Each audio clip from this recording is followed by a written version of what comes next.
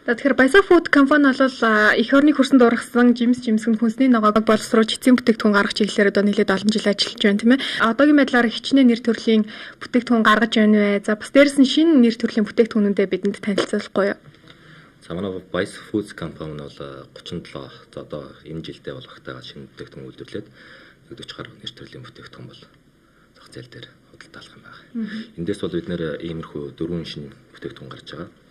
Энэ сармис байж байгаа, лечо байж байгаа, икра. Миний хамгийн гол онцлж ярих юм бол энд Багра Рагу гэдэг брэнд байж байгаа. Та бүхэн Рагу гэхээр бол мэдчихэж байгаа бах.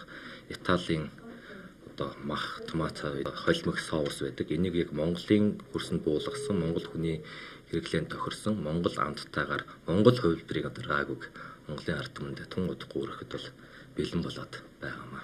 За ижил төрлийн импортын бүтээгдэхүүнүүд бол манай зах зээлд хэдийн нэвтэрсэн байгаа шүү дээ. Тэгэхээр танаа үйлдвэрлэж байгаа бүтээгдэхүүнүүдийн хувьд ийм төрлийн бүтээгдэхүүнээс юугаараа онцлог давуу талтай вэ энэ талаар? Яг миний төрөний дурсгалын Баграгийн Рагу дээр бол ижил төрлийн бүтээгдэхүүн бол Nestlé-гийн Bolognaise гэдэг байдаг. Тэр нь бол яг л тэр Европын ямар хамттай чанартай байдаг те тэрүүгээр л аваад ирсэн. Тэднийг бол бид нар мэдээж зах зээлийн судалгаа хийж амталгаа явуулж үзсэн.